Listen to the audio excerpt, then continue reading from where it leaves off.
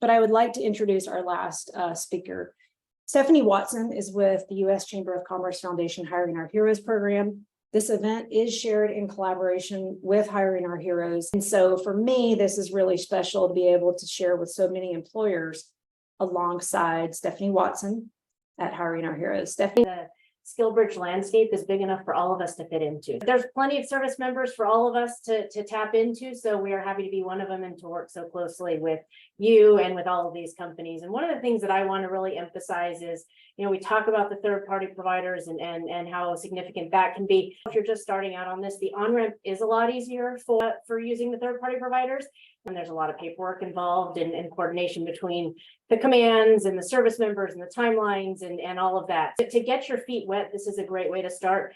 But once you're more comfortable in it, you don't have to choose one or the other. You can do both. A lot of our companies that we partner with on large scale have their own SkillBridge programs as well as tap into ours. So make sure that you don't think you have to have one or the other. You start with one and then move to your own. You can stay with a third-party provider the entire time if you want to. You don't have to have an entire team dedicated to this.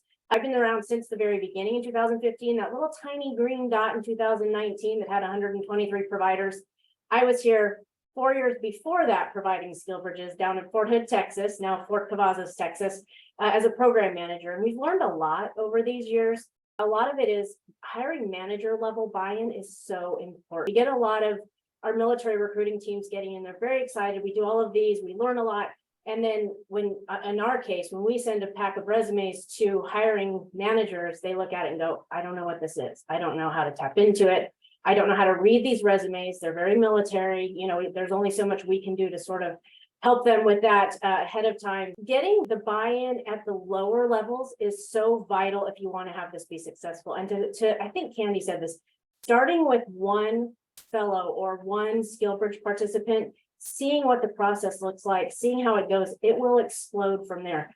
At Hiring Our Heroes in 2015, there were two program managers, me and Rob Comer here at JBLM outside of Seattle, and we had 82. And last year in 2022, we had 2,200 go through in just 2022. So we've had over 10,000 fellows since 2015. So we know a thing or two because we've seen a thing or two. So you can't stump us.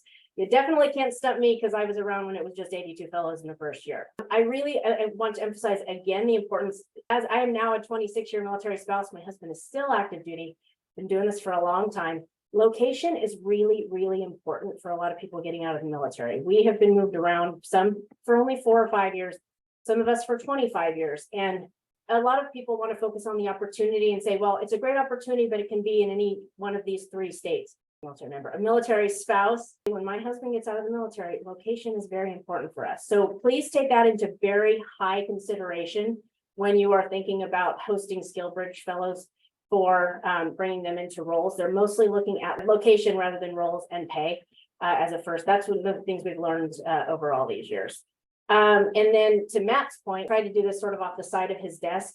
It's not as easy as you think it is. So even the partners we work with, Amazon, we have a very dedicated team on our side, a very dedicated team on their side that works and moves all these pieces. That's the way we can have 100 fellows per cohort. It couldn't be done as an additional duty for somebody that's working in the SkillBridge program. It really is a dedicated position if you want to be serious about SkillBridge programs. I'm happy to answer any questions that you have about third-party providers or anything that has to do with SkillBridge. And I'm just excited to have you all here. And I see so many familiar faces and actually some of our former fellows that are now coming here to get information to host their own fellows. So that is incredibly exciting for us. So I appreciate this, Candy. Thanks so much.